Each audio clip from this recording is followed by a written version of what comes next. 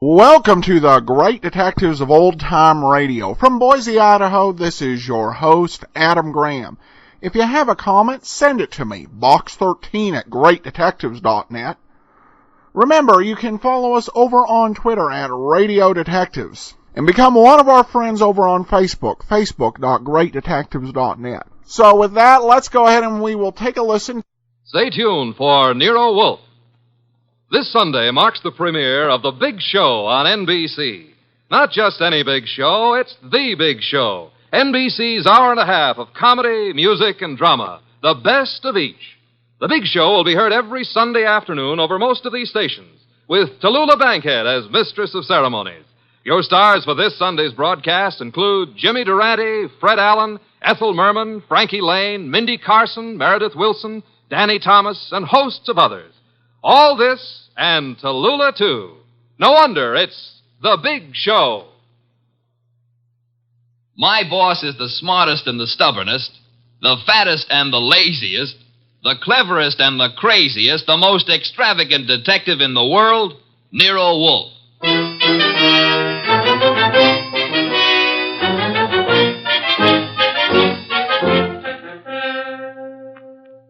It's the adventure of The Case of the Dear Dead Lady, with that brilliant, eccentric private detective, orchid fancier, and gargantuan gourmet, Nero Wolfe, starring Sidney Greenstreet.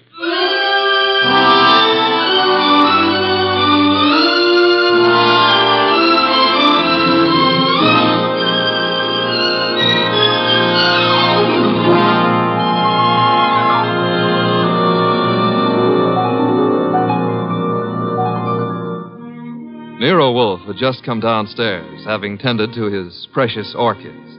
He was, as usual, seated in the library, which served as the office. He had just dialed a phone number, and, with his eyes closed, was leaning back in his specially built chair, which was big enough for two, but not two of him.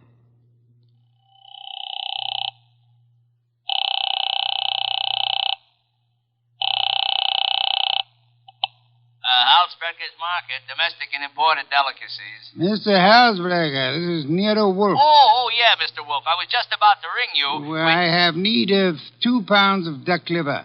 I do not, of course, refer to the commercialized Strasbourg pâté. Well, I appreciate the order, Mr. Wolfe, but... Next, my cook Fritz informs me that we will require 3 fine fat geese. Look, Mr. Wolfe, there's a little matter of an unpaid You bill. might add 12 cases of beer, a bushel of Vermont apples, green for stuffing, and a gallon of Marquesa Patricia Roman oil. Mr. Wolfe. In addition, Fritz has listed 6 dozen eggs, 4 braces of Sussex woodcock, and a few pounds of Westphalian ham. You have all that? Well, I can get it, Mr. Wolfe, but my bookkeeper... Thanks very much, Mr. Halsbrecher. That will be all. Now... Now then, Archie. Yes, boss? You seem to be worried. Oh, I am. This means, naturally, that I'm supposed to handle Halsbrecher's delivery boy when and if he shows. I had thought of leaving that simple matter to you. And what about the simple matter of the money? Money? I hate to bring up a vulgar subject, but where is it coming from? Oh, of course. You're right, Archie. I should have said... Said what? Charge it. Boss, look, you don't realize I know, but we're into that truffle broker for $500 bucks and change. All right. Then give him a check. Okay, I will give him a check. And I hope they'll let you keep the orchids in your cell. You're a wit, Archie. Mm-hmm. You know, I'm on the bank's mailing list. We got a notice this morning. You don't mean... Oh, but I do. Again? Yeah, you just can't take money out of an account, boss. Sometimes you gotta put some in.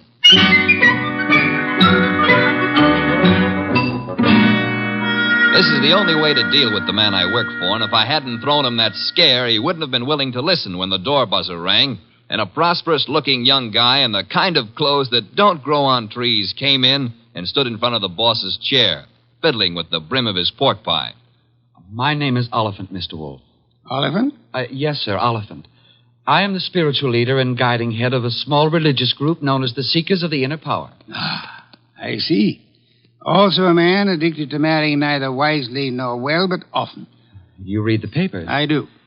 Mr. Wolfe, I am as aware of my sin-ridden past as anyone else is.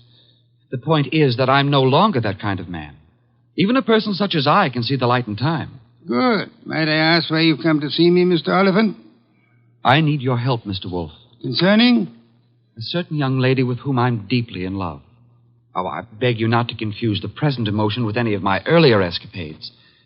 What I feel for Miss Dana is the pure and righteous glow of an upright seeker of the inner power. I promise to look on you as thoroughly redeemed, Mr. Oliphant. Proceed. Oh, by the way, do I recognize the name of your young lady as a Park Avenue socialite, an amateur swimming champion? Yes. But she's sweet, wonderful, beautiful. I've asked her to marry me, and she's given me some hope.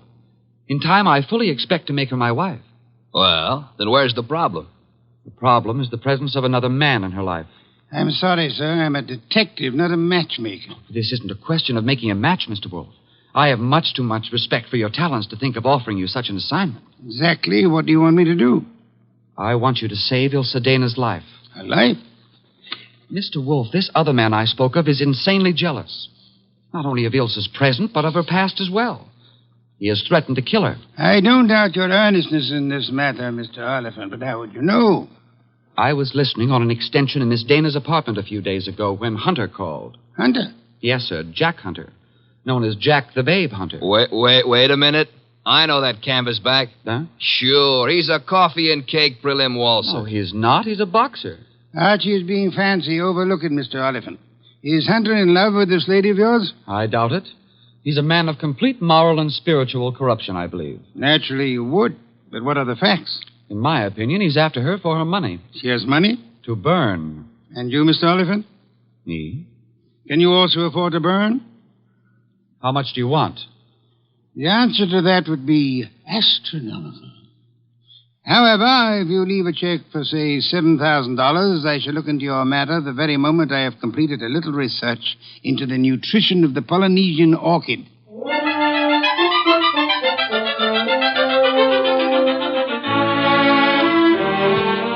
Oliphant's check gave our bank account a slight blood transfusion. I think it was the boss's plan to spend a week or two in the plant rooms before he got busy on the case. And he'd have done it, too, if that phone call hadn't come in about a little after 9, just after Wolfe had polished off one of Fritz's dinners and was settling back with a stein of beer in his hand. Don't disturb yourself, Archie. I'll get it. Now, well, look out you don't strain yourself, boss. You got to straighten out an elbow to reach that receiver. You have an unfortunate flair for mixing humor with impertinence, my friend. Hello, Nero Wolfe speaking. This is Ilse Dana, Mr. Wolfe. How do you do, Miss Dana? We were discussing you only this morning. So I've heard. Through whom? Ted Oliphant. I see. The young man seemed to be quite worried about you. The young man should tend to his own affairs. Said you were in some danger. I know what he said, and not one word of it was true. Oh? I'd like to talk to you, Mr. Wolfe. I'm sure it'll be an immense pleasure. Where do you live? I have an apartment at 22 Blanton Street. Could you be here soon? I could be there in a quarter of an hour, Miss Dana. By proxy, of course.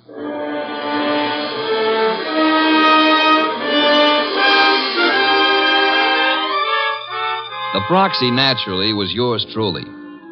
10 minutes later, at 20 past 9, I walked up to Ilse Dana's door with a nosy elevator boy giving me the 00. The reason for his interest was that her door was open and the room inside was empty except for a little twisted pile of pale pink satin, which at close range turned out to be a woman. Which woman turned out to be Ilse Dana. And Ilse Dana was dead. She used to be pretty. She isn't now. Yeah, strangulation doesn't help any girl's looks, son. Make anything of it? Well, the position of her body and the bloodstains on her pointed fingernails tells me that she put up a tough struggle before somebody succeeded in smothering with a pillow from the sofa over there. Yeah, that figures. When did it happen, I wonder? Yeah, the last 15 minutes, I'd guess. Say, who's been up in the elevator this evening? Nobody for her. Well, somebody came up. Well, who says not? They could have used the stairs, you know. Yeah. How well do you know Miss Dana? I know exactly zero about Miss Dana. How could you write her up and down every day and know nothing about her? It's a rule of the house to keep your mouth shut. The rule also goes when being questioned by a cop. A cop? Who's a cop? Oh, I guess you're a cello player from the Philharmonic. Look, I happen to work for a guy named Nero Wolfe. Oh. Heard of him? Maybe. Well, if your memory comes alive, son, I might see my way clear to spend a few dollars with you. Understand? I'll keep you in mind. Going down, mister?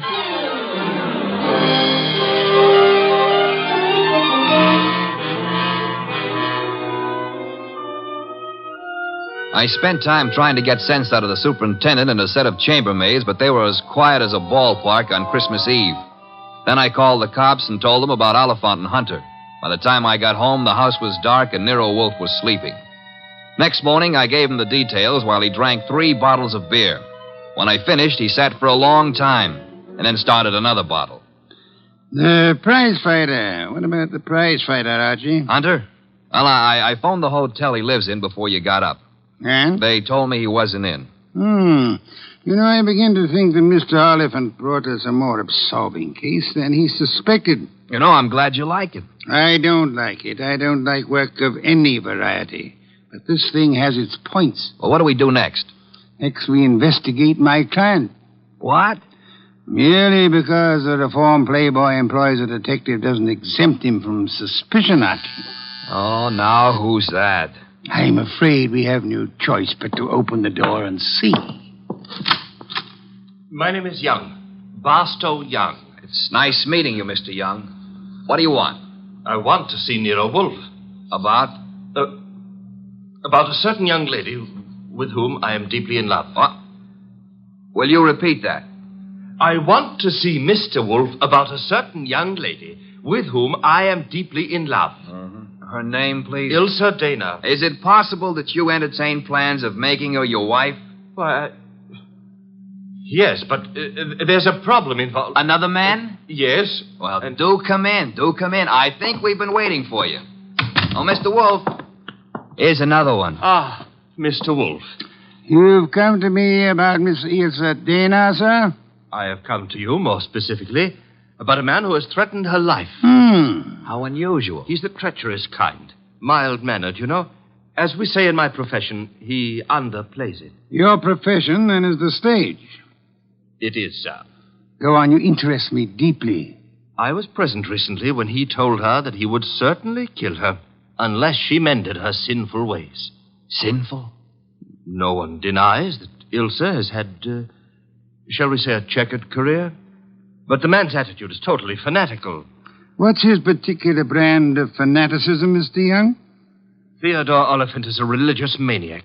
Well, what do you know? He's come to give Theodore a bad report card. I don't understand. I've come to ask Mr. Wolfe to prevent his murdering Miss Dana. Am I allowed a direct question, sir? Why, of course. Where were you between 9 and 9:20 p.m. last night? 9 and 9:20. Why do you ask? You said I was permitted a direct question. Oh, well, I was walking in the park, as I remember. Do you make a habit of walking in the park? I have lately. I'm preparing for an important role in a forthcoming production. What's so important about last night? From your point of view, a great deal, sir. Well, what do you mean? Last night, Miss Ilsa Dana was murdered. What? Mr. Goodwin here discovered the body. No. I'm afraid I must insist, Mr. Young. Why are you looking at me like that? Are you accusing me of... I have accused you of nothing, my dear sir. Well, now, look, you're making a mistake. Oliphant killed her. You may be sure of that. I have your word. I know him. He was trying to reform her, wanted to make her a devout follower of his cult, the Seekers of Power. I heard him tell her to her face that if she refused redemption, he would see to it that she didn't live on in her wickedness. You could produce other witnesses? You know, in your own smug way, you're as detestable a character as I have ever had. All right. Let's everybody take 5. Yeah? Nero Wolfe? He's busy. This is Archie Goodwin. You'll do, Goodwin. This is Jack the Babe Hunter. Oh? How are you? Great. Except the cops seem to want to talk to me about some murder fandango because, as I get it, you named my name. You got it wrong. I doubt it, and I'm coming over there to set you straight.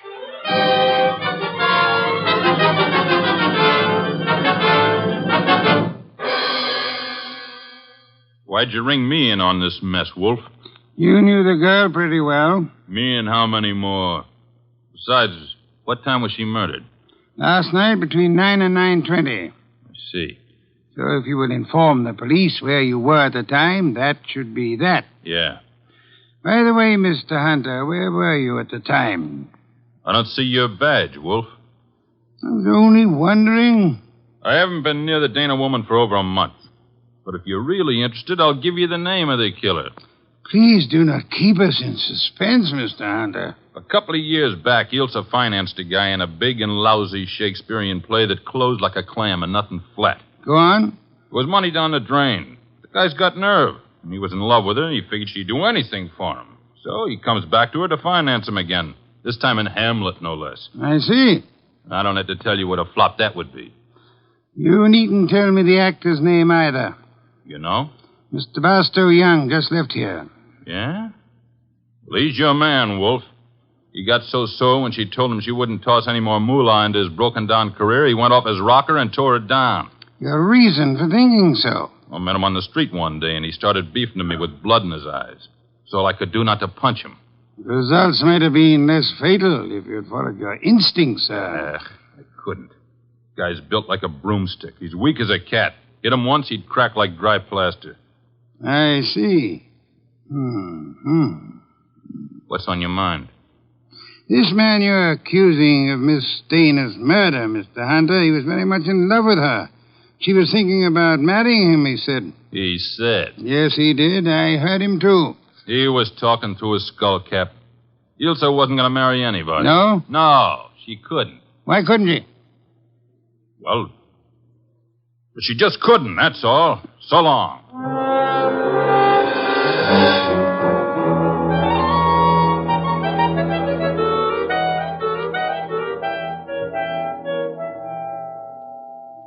Well, now we got a perfect circle with everybody pointing at everybody else and nobody able to prove a thing. What Hunter says isn't impossible, Archie. You think Young did it? I don't think at all yet. But if there's anything more dangerous than a woman scorned, it's an actor scorned. We have another visitor. Yeah, who are you expecting? At this point, anybody. Hi. Oh, you. Yeah, I told you might hear from me. Come on in. Who's this? Fella runs the elevator at 22 Blanton Street. What do you got for me, kid? Postcard? Postcard? Yeah, the cops missed it, but I spotted the edge stuck under a rug. Nice of you to have delivered it. Or maybe he was just being curious. Curious? It's not every elevator boy who has a chance to see Nero Wolfe in the flesh. Oh, him? Come off it, High Pockets. I'm here because you mentioned something about spending a few bucks. Oh. I wouldn't cross the street to see the best gumshoe that ever breathed. Look, gumshoes don't breathe, and how would you like a sock in Archie, pay him and let him go. Yeah, pay me and let me go. Sure, Mr. Wolfe.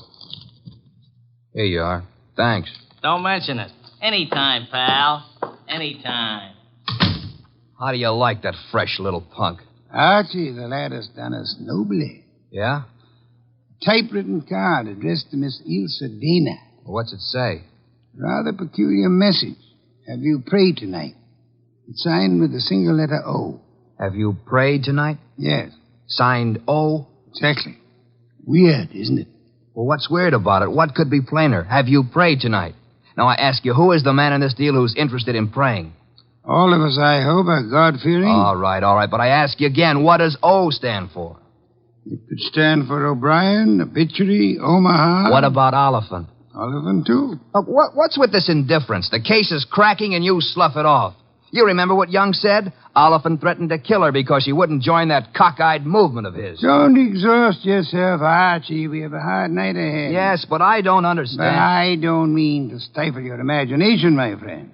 But if you'd reserve your deductions for a little while, you could lend me some much-needed assistance. What do you want? I want you to become a burglar. A burglar? I want you to hurry over to the dead woman's apartment on Blanton Street and ransack it. For what? How do I know? We need help. Anything may help us. Go through the place with a fine tooth comb.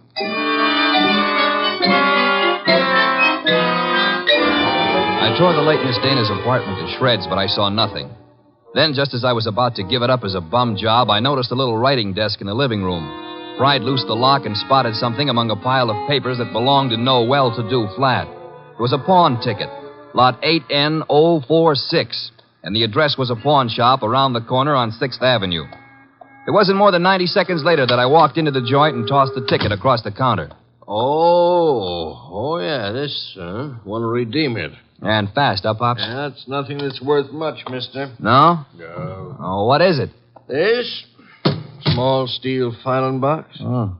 Anything in it? I don't know. Come to me locked, never been able to get it open.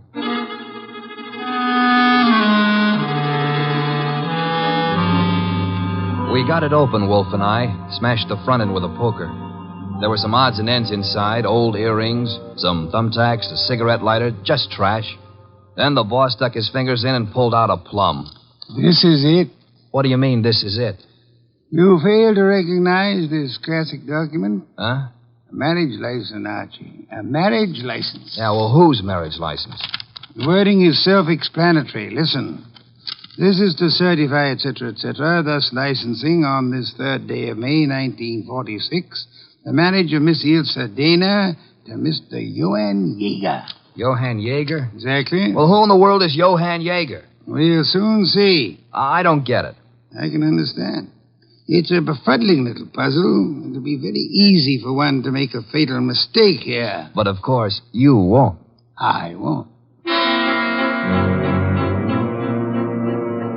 3 hours later, I'd herded all the suspects into the office, and he sat in his chair and glared at them. Oliphant, Young, and Hunter. It was tense and tight, and the boss let it stay that way, saying not a word to anybody while he calmly sipped his beer. It was Oliphant who cracked first. I didn't kill Ilse. I couldn't have. Jealousy is a very compelling motive, Mr. Oliphant. And you came to me, remember, complaining that there was another man in Ilse Dana's life? Whatever I complained about, and jealous as I was, I didn't kill her as the sacred power is my holy judge. Being unacquainted with your sacred power, I'll have to ask you for a better authority. Sacred power. Oh, it simply wouldn't have been possible for me to have done it. Why not? Yeah, why not? Because I was at Mickey's Night Owl Club last night from 7 until 4 a.m. Contemplating the sacred power, no doubt. That can be proved, Mr. Oliphant? Let me call now. Let the head waiter tell you.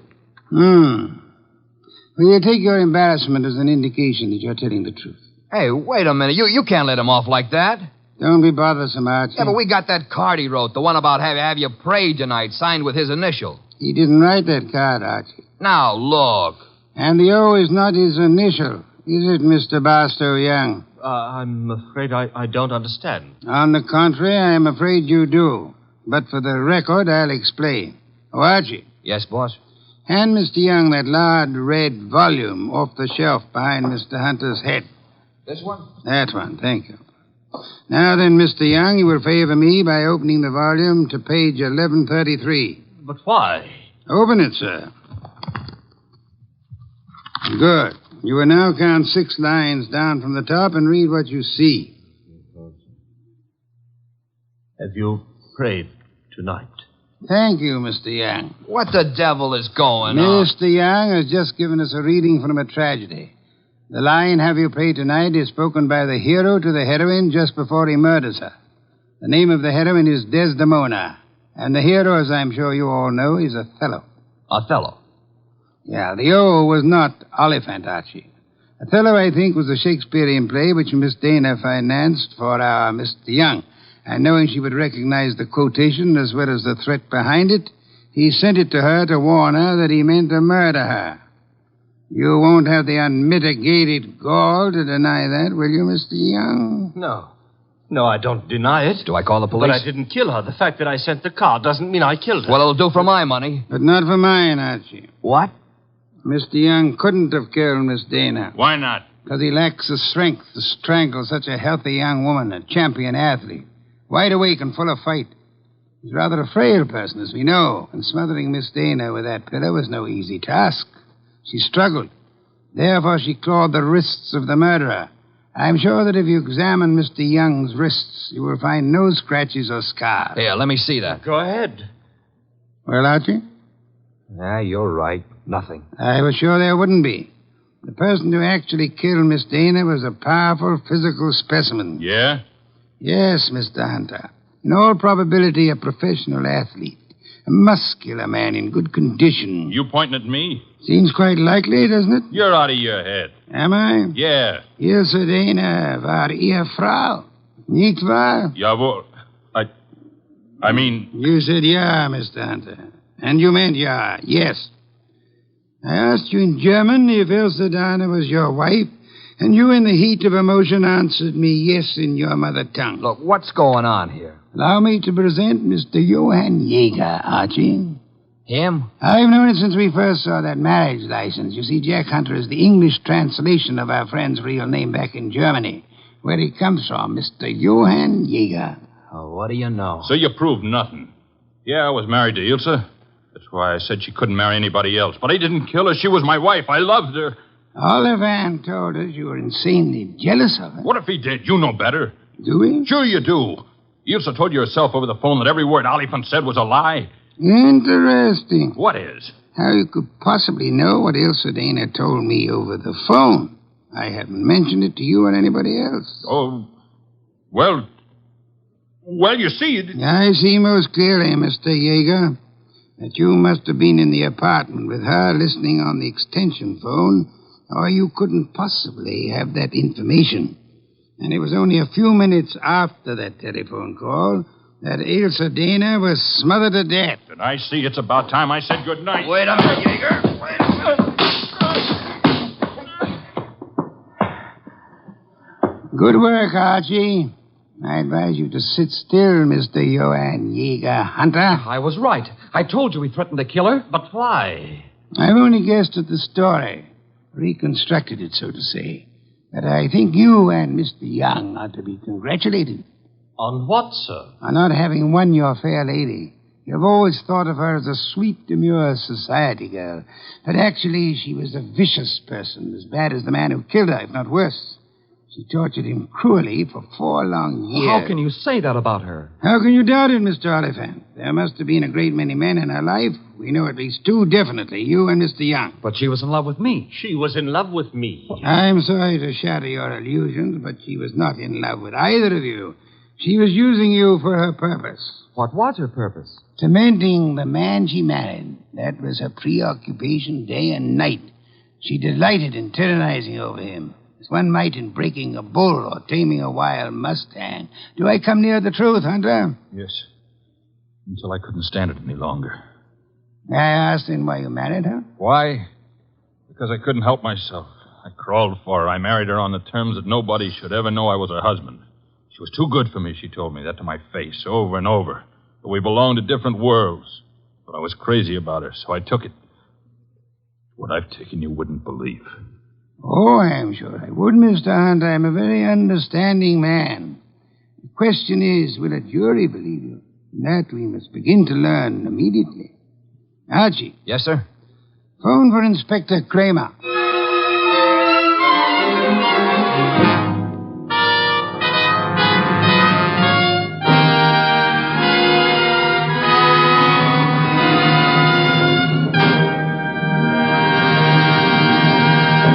You have been listening to The New Adventures of Nero Wolfe, starring Sidney Greenstreet.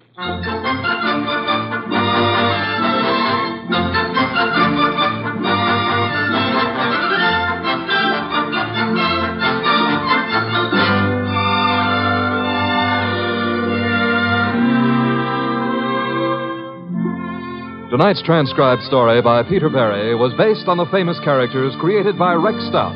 This is an Edwin Fadiman program produced and directed by J. Donald Wilson. In the cast were Herb Ellis as Archie Goodwin and Lee Millar, Marna Keneally, Larry Dobkin, Barney Phillips, and Jerry Hausner.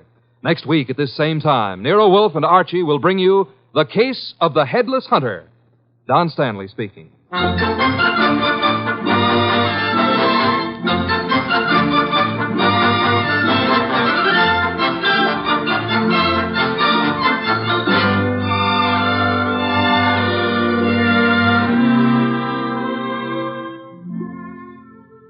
And don't forget, this Sunday marks the premiere of The Big Show on NBC. Not just any big show, it's The Big Show. NBC's hour and a half of comedy, music, drama, and the best of each. The Big Show will be heard every Sunday afternoon over most of these stations, with Tallulah Bankhead as mistress of ceremonies.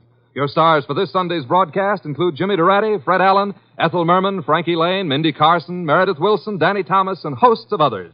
No wonder it's The Big Show. And Theater Guild on the Air this Sunday presents Judy Garland in Miss Alice Adams. So don't forget, Tallulah Bankhead brings you The Big Show Sunday on NBC. Welcome back. Before we go, I do want to say a special thanks to John for giving a nice tip to the show, and we went ahead and we sent access to our premium site as a special thank you, which we do to everyone who gives a tip of $7 or more.